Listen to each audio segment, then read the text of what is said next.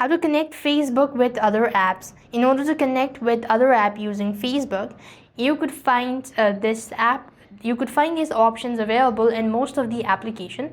For example, you could use this with any of the uh, you know applications such as Instagram or other applications as well.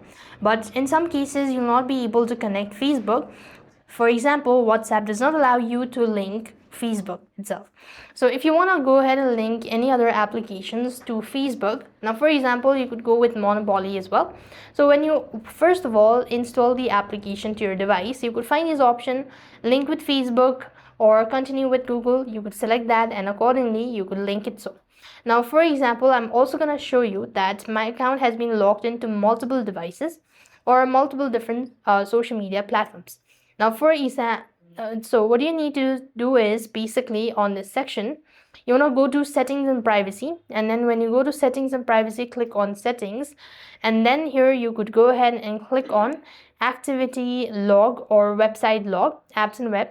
So over here you'll be able to see that your Facebook app connecting to different account.